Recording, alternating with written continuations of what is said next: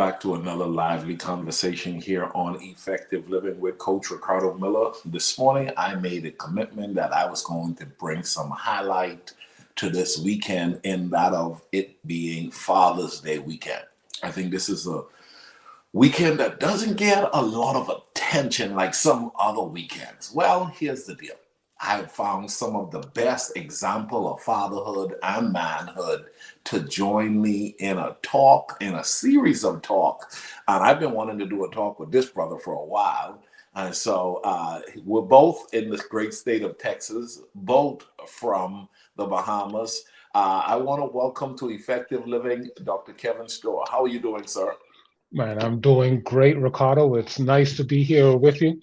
I've been seeing stuff that you've been doing online through social media, and Yeah. I'm happy to finally be a part of it.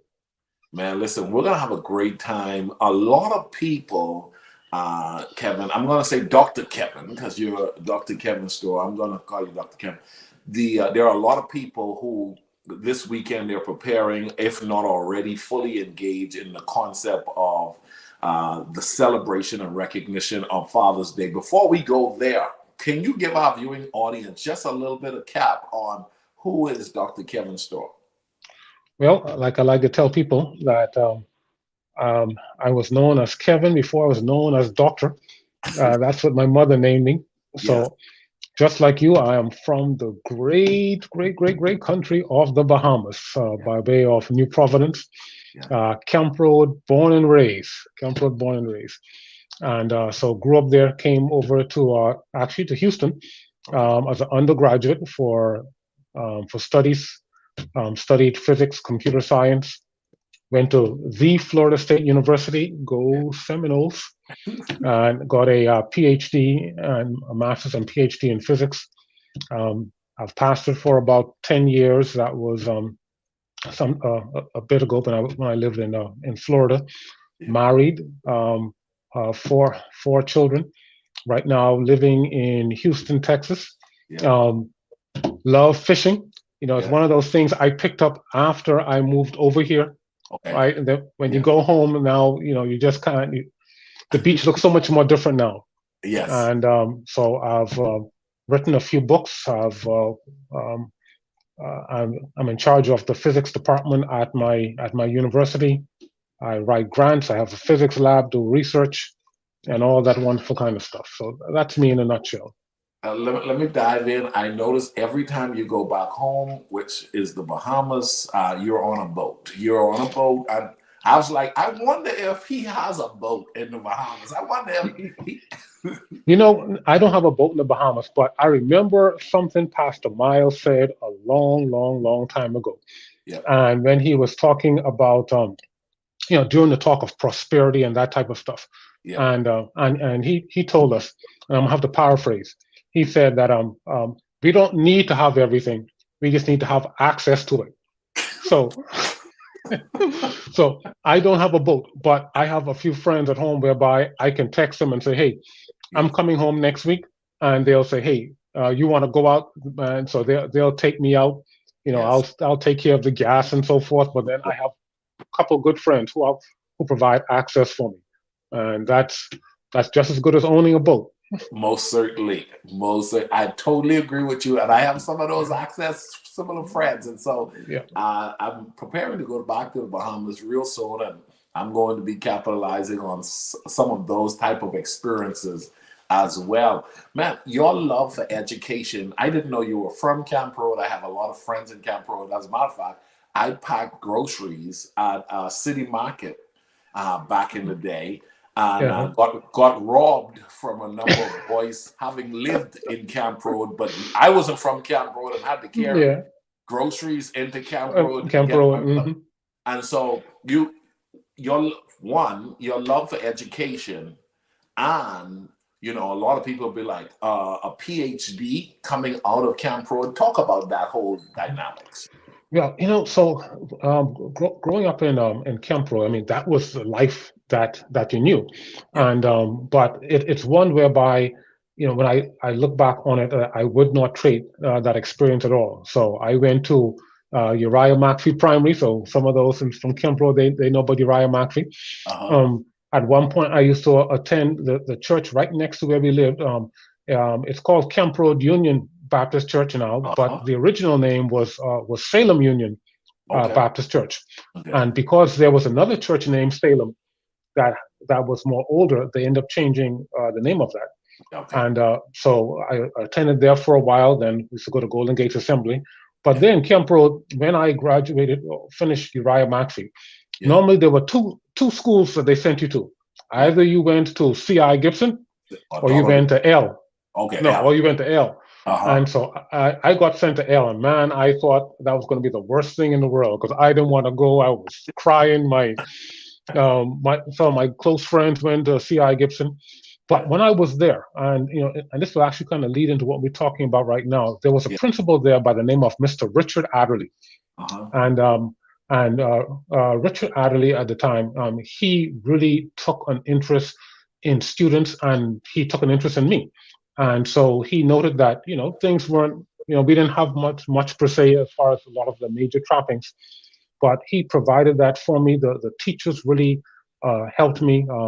Miss Greta Meadows, Mr. Lewis, my basketball coach, Mr. Rand, Freddie Munnings, and all those. And so it was there that I had an interest in physics, Yeah. but they didn't offer physics there. So my homeroom teacher, Mr. Lewis, who was a Yeah. biology teacher, he gave me this old physics textbook Yeah. that came from the United States, right? It Right. was this old book, and that was the book that I plowed through. So the Okay. first time I took physics in my life was actually sitting in the classroom in university. Okay. But it was Mr. Osbert Lewis who, knowing my interest in physics, had this old physics textbook that he gave me, Wow. and that was my beginnings. Wow. Wow. Man, you're loved, you're respected, you're admired, and just it's a delight to hear, see, and continue to watch what God does through you. Let's dive into today's talk because truly you represent so much of what we're going to talk about in that of the need, the value, and the appreciation we can get from men who have stepped up to the plate and said it's not where you start, but it's where you finish or it's where you're going. And so we're talking Father's Day this weekend. Tomorrow, people from around the world will take some time to, celebrate the term Father's Day. When you think of the word Father's Day, what comes to mind?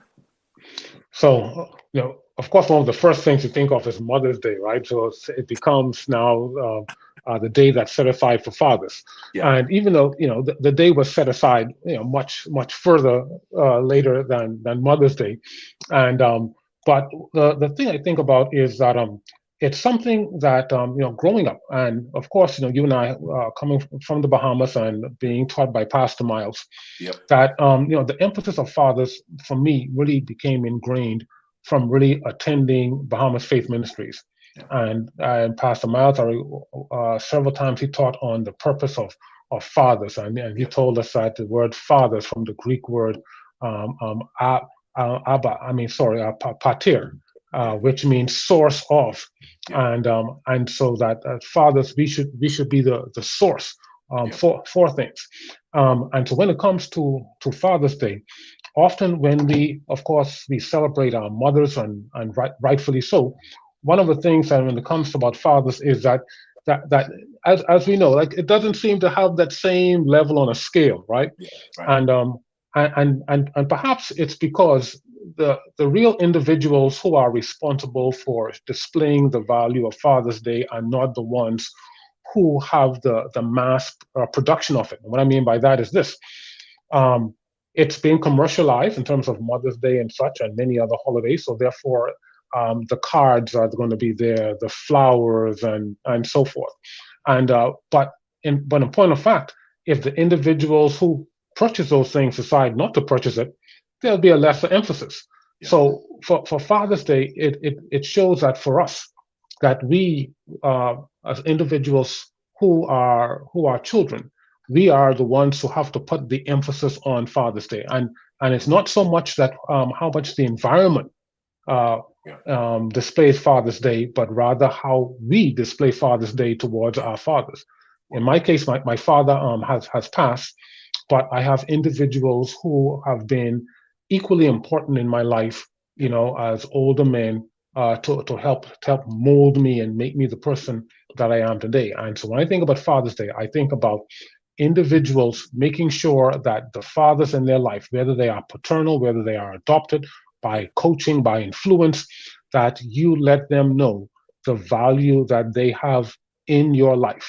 And that more closer environment that we build that shows the value will be much more worth than how it is perceived overall in the community at large.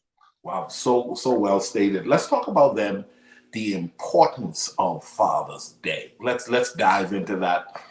Obviously, some people, as you mentioned just now, they need to commit to honoring the idea, no matter what position they find themselves in, the importance. Because sometimes, if you can understand the importance of it, you probably will value it a little bit more. That's right. So uh, for us, we are the ones that determine what is valuable, Yeah, right? So, for example, let's consider the painting of the Mona Lisa. I mean, if we ever would have owned I mean, we know the yeah, value of that. yeah, But we could take that painting to some other country in some area and give that to them, and they'd look at it and just toss it away, yeah, right? And that's because the value of that painting is based on how they perceive it, how it's yeah, being communicated to them, yeah, how they've interacted with it, what they can do with it. So for some individuals, hearing Father's Day, they think about their experiences, yeah, and their experiences is like a, a unnecessary painting. yeah, Fathers, man, look, I remember this person, and so for them, that they want there's no value to them whatsoever. yeah, Others will hear it and they think fondly about their own father. And for us, what is important is that we begin to instill what does it mean to be a father, and in addition to which that we display what it means to be a father.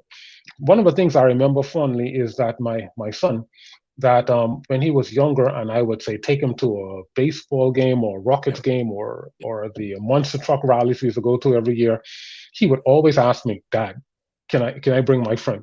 And at first I was like, this is for you and I. But then he told me one time, he said, well, his dad, his friend's dad doesn't do that stuff with him. yeah, And what was interesting was that about maybe 3 or 4 years ago, one of his friends, who's now grown, had come by the house. And he actually told me, thank you, said he remembered when I used to take him with my son to those events. And so what it shows is this, that the importance of Father's Day, as much as it is we would acknowledge the fathers in our lives, whether they are paternal or not, it's yeah, also important for fathers that they actually project yeah, and they engage in activities that allows Father's Day to increase in value by others. So, yeah, in other words, if those who are fathers, whether genetically or by otherwise, if we function well in that role, then the individuals who benefit from it will actually begin to add value to it. So many times we put the onus on the children, yeah. right, to say make Father's Day important, but then the children will basically celebrate the value that they have experienced and acknowledged in the fathers themselves. So Yeah. really, the power of Father's Day begins with those who would be fathers. Wow, so great. Oh, that's true. Oh, my goodness. Ladies and gentlemen, today we're joined with Dr. Kevin Storr, and we're talking Father's Day today. Okay, we're talking Father's Day today. When I look at the whole term Father's Day, Mother's Day, you've alluded to the fact early on as to why this is the way it is. Let's dive into that a little bit more so Mhm. some people can continue to just have a greater level of effort being put towards this, because Father's Day and Mother's Day, they are not created equal, or they're Equal. not executed by any means in Means most yes. people's lives on an equal plateau. Why? And you said it a little bit, you can reiterate it and then help our viewing audience to be able to understand, that's why we're dealing with what we're dealing with. Mhm. Yeah, so I read some time in the past about Father's Day. That Father's Day was instituted, like I think it was like back in the early 1900s, like somewhere the first decade of that time. And but however, I mean, that's when the first Father's Day was celebrated. Yeah. But however, it didn't become really official until I think maybe like over 50 years later or something, something along those lines. And it was done because the person who was interested in Father's Day, they saw how Mother's Day was being celebrated, and so they decided that they wanted to do something to acknowledge their father who had fought in a war. And so from there, it's actually come along. And so the thing is this: the reason why that person wanted to celebrate Father's Day was because of the value that they had experienced in their father's life. Yeah. And the thing about value is this: that we all want to be valued. And generally, we often think that the way how our value may be increased is based on what we call acknowledgement, right? So therefore, if someone famous says something nice about me, Yeah. then my value goes up. Yeah. If I take a picture with President Obama and I post it like, oh man, look, he's hanging out with President Obama, my value goes up. Yeah. I take a picture with Joe Schmo, they're like, oh yeah, hey, I think that's Joe. And so what happens is that we often do it in terms of value, in terms of association, but it really comes through appreciation. So what our job is to actually appreciate fathers. And the way how you appreciate something, if you're in a church or some function and you ask people to show their appreciation, they clap, right? But clapping doesn't really appreciate anyone. I mean, financially, the word appreciate means to increase in value. Yeah. So how do I increase my value as a father? I increase my value as a father by actually building and increasing the value of my children. Yeah. So simply put, why do we celebrate Jesus and we tell folks about Jesus and what he can do? It's because what he did with those 12. Yeah. And based on what he did with those 12 told other folks, like, look, this is what Jesus did for us. He'll do the same for you. And then those folks told someone else, and they told someone else, and now it made it to you and I. So if we were to keep tracing our spiritual lineage back, they'll go right back to Jesus. And who do we still point people to? To Jesus. So in other words, Jesus' value is increased by not by him saying anything, because he's not here, but instead the individuals who he impacted, they said something, and then those folks impacted someone, they said something, and now we're saying something. So as a father, what I have to do is that I have to simply impact someone, whether my children or whether through coaching or some other means. And when I impact them, that half of the job is seeing them develop. The second half is impressing on them that what I have done to develop and to assist you, I want you to use that and help someone else. And when you help that other person, tell them to do the same. And therefore, as a father, Jesus no longer has to speak. Instead, everyone will speak for him. And so likewise, what we are to do is that our job is to increase the value of other individuals, help them to grow and to expand. When we do that, they will point back and say, this is the source, the Father, Pater, that Pastor Miles told us about. This is the source of the value you see in my life. Then individuals, when they think about, if I want to be like this person, I want to experience that type of growth and advancement, then he says that the source of his growth and advancement was that person. I'm going to go find that person. I'm going to go find his books. I'm going to go hear his coaching. I'm going to go hear his teaching. And to me, that is how the importance of fathers and how fathers can grow, and the value of fathers is seen not just in the first generation, but in the generations that follow. Oh my goodness. Ladies and gentlemen, we're talking with Dr. Kevin Storr, and we're talking Father's Day. Now, I know you have been on your journey to living life effectively a long time. You've tapped into your love, your passion, and the thing that brings life to you. Who were the individuals that made some of the most significant impact in your life? When you look back at the men, when you look back even maybe at your father or some spiritual father, coaches, mentors, teachers, who comes to mind? And give us a little idea of maybe one or two principles that you have now considered owning as lifelong principles that you've captured from those individuals? Sure. So for me, it would have been in phases. So in growing up in the Bahamas, I didn't grow up with my father. He lived on a different island, and so Uh-huh. I lived in New Providence. And so some of the individuals who made the most impact in my life, definitely Pastor Miles Monroe. So Yeah. your audience are very well Yeah. familiar with him. Yeah. And then I mentioned to you about Mr. Richard Adderley, who was Yeah. the principal at LW Young, Yeah. and his impact was really great. I mean, so uh, so all my GCEs, my principal paid for, right? Yeah. Wow. I'll share it now because I've Yeah. told his son about this, the Yeah. story of how his father assisted me. When it was time to go to prom, he bought my ticket. When I was on the basketball team, he bought my ticket to go to the tournaments. He bought my textbooks. Yeah. Then Mr. Osbert Lewis, Reverend Sheldon Higgs. Yeah. He was my high school counselor. When I came off to college and I was basically here by myself, that I met a gentleman who was a naval officer. His name is Lieutenant Joseph Henderson, and he really helped to uh, to develop me. We became very good friends. He's older than I am, and so he lives in Tallahassee. And when I became a pastor, we worked together. Yeah. Then, while in Tallahassee, I met a gentleman, Mr. Ellison Womack, and he's old enough to be my father. And he taught me how to barbecue. He taught me how to do audio editing.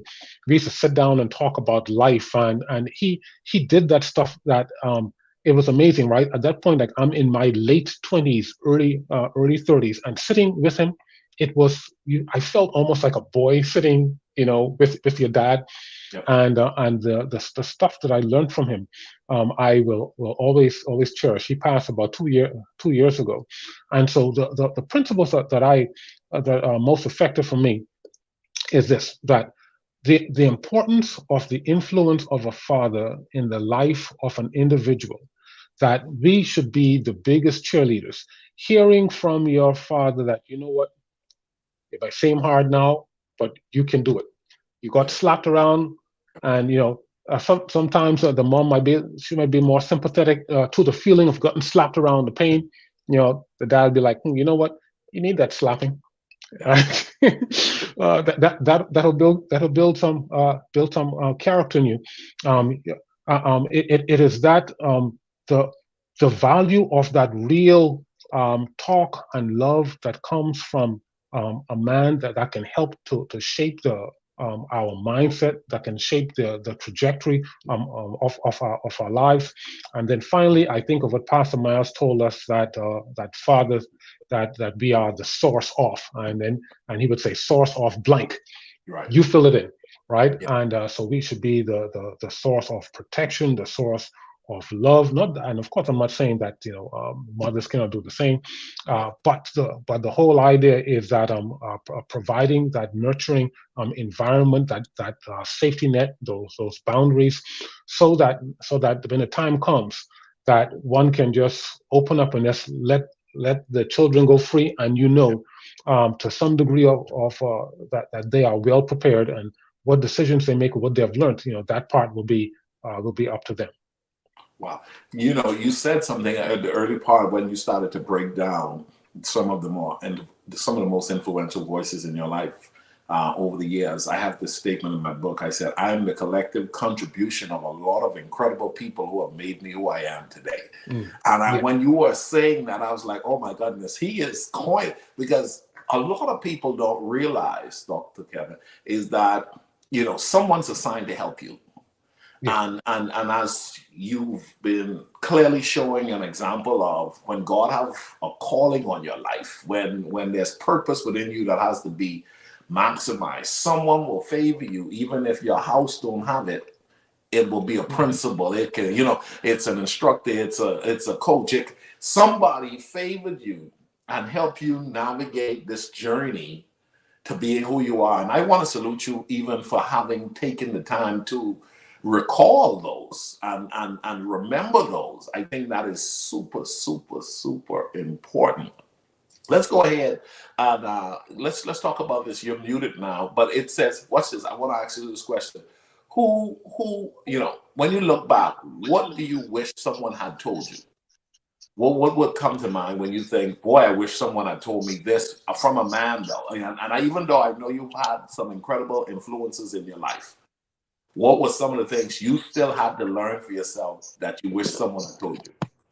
Yeah. So now, one of the things I think was when I left home at a very early age. So I left home at 18, and so when I came over here, things were really kind of tight. At one point, I was even homeless. Living living in the buildings Yeah, on campus, and so one of the things um, that I think I really needed at that point was how do you almost slightly make it on your own, right? Because um, growing up at home, there's a very close knit community, right? So you're not going to starve, yeah, right? right, right, The neighbor next door is going to feed you, your auntie down the road, right? So yeah, you're not going to starve. You're not really going to be homeless. You're going to lay on somebody's floor somewhere, right? And so coming over here where I did not know anyone, and there's no money, and like I said, to the point whereby I'm homeless and living in the building. One of the things that was necessary for me was more or less how to really live through these tough, excruciating times. yeah, That there was I forgot who made the statement that tough times don't last, but tough people do. I forgot right, who actually made that statement. But during that time, it felt like the tough times were really going to last for forever, where you felt sorry for yourself. You felt like giving up. You felt all alone, and it's during those times whereby having that voice of a father to call back on, right? Because in school, I was always academically, I was functioning at a high academic level. So therefore, I was always told and expected that, oh, you would do well in school and this. But however, um, this was not academics. right, This was lividemics. I just made that word up. Lifedemics. And right, lifedemics did not prepare me for how you're going to function with maybe like about $20 trying to stretch it when you come over for so long. yeah, It did not prepare me for more or less how to go into the system and at least say, hey, this is where I am. I need some help and assistance. Instead, I was a bit quiet because it's almost like a bit of shame. Like I didn't want people to know right, that I'm hungry, I'm without, I'm living in the buildings, right? And so um, being prepared for life. Nowadays, to find like what you're doing in coaching and what we do, we can find individuals who would encourage us, like, hey, you know what, you can do it, or yeah, here, steps to take to moving through adversity. But it was the school of hard knocks, see, right? And he and when you do call home, I was too ashamed to tell my mother, like, I know a yeah, place of steaks. I know she would say, you need to come on back. yeah, And so really it was really for me, it was how to weather the storm of the storms of life yeah, when things get to their unpredictably lowest. wow, That was for me what I needed. I was a textbook person, but I was not a life book person. wow, wow.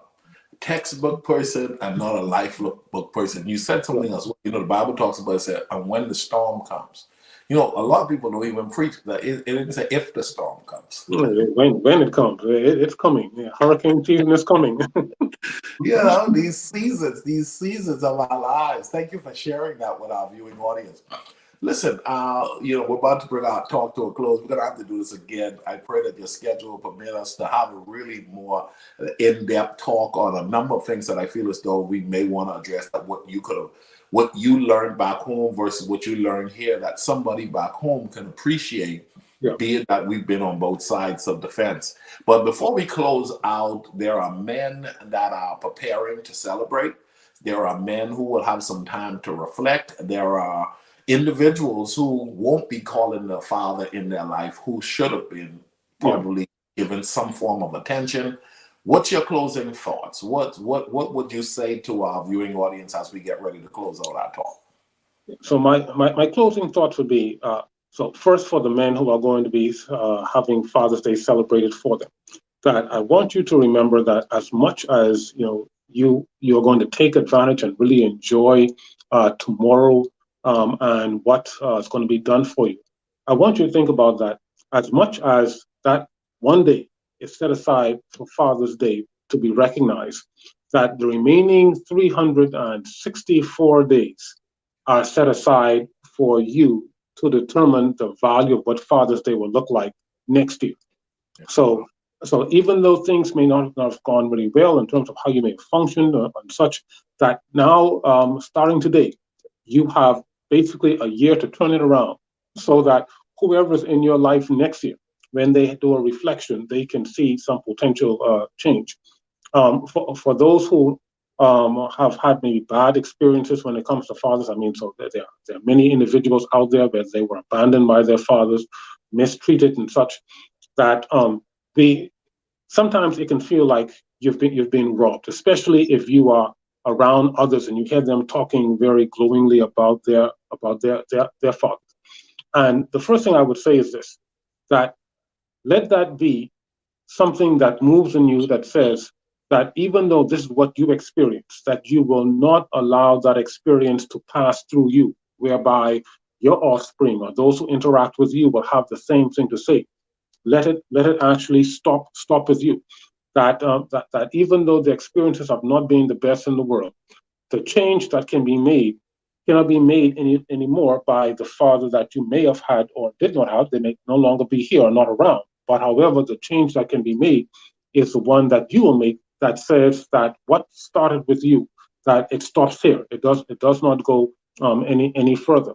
And there are individuals around whereby if you communicate with them, you can actually share an experience with them. I'm not saying it's going to be easy, but what I am saying is that don't allow bitterness or anger or disappointment to continue to move in your life. It will impact how you function as a father going forward for those who are expecting more, just like how you wanted more in your life.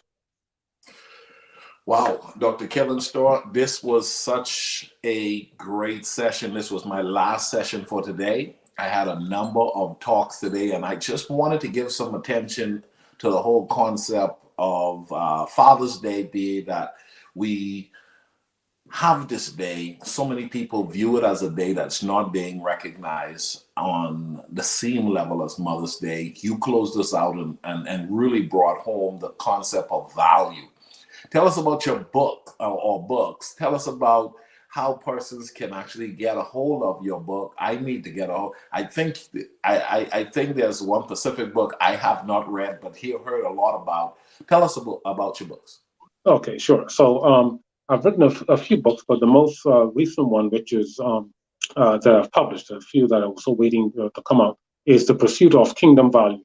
And in that book, we actually dissect what does value actually mean, how is value perceived, how is value increased, and what is our role in value. And I alluded to it, mentioned a bit earlier, which is that when it comes to value, value is seen in our ability to appreciate, that we are to appreciate individuals.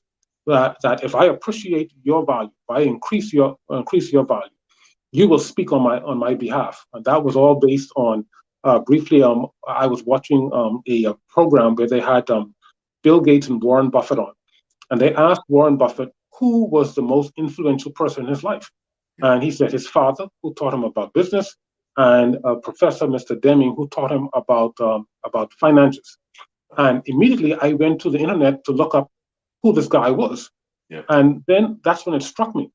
That professor is dead, but because of Warren Buffett's success, Yeah. when he says that this person influenced him, I had to know who was this guy that influenced Warren Buffett. Yes. If he can help him, he could help me. And that's Right. when I realized the value of that professor. So if I want to increase my value, I need to increase the value of other people, because those other individuals will speak on my behalf, and I won't have to promote myself, but rather they will speak for me, and individuals, they'll look me up. So if you want to find me, you can find me on Facebook at Storr Kevin. Facebook, not Kevin Storr, that's someone else. Storr Kevin, and that's Facebook, Twitter, Instagram, and email I can be reached at Kevin Storr or StorrKevin@gmail. Excellent, excellent. Sir, I've enjoyed this talk so much this morning. Today, go forward and enjoy your day. We're going to have to do this again. I'm going to message you after this talk and just let you know how much I appreciate you. Ladies and gentlemen, our goal here at Effective Living is for you to understand that life is filled with principles. It's similar to that of a combination lock. When you understand the numbers, you get access to opening that lock and everything that it's supposed to give you access to. And I think you are responsible for making sure you know those numbers. Okay. So when the number is given to you, do whatever you need to do to make sure that you can go back and pull those numbers appropriately to respond to whatever life is throwing your way. It's about decisions. It's about deciding that you're not going to blame anybody for where you are. I love what Dr. Kevin Storr mentioned. He says, you know what, you could set the stage to make, if not this weekend, a great one. Next year, same weekend can be so much more of a difference when it comes to celebrating because you've decided to add value. You've decided to be very intentional to ensure that the rest of your life becomes the best of your life, even in regards to Father's Day. Dr. Kevin Storr, thank you so much. Blessings, my brother. All right, thank you. I appreciate being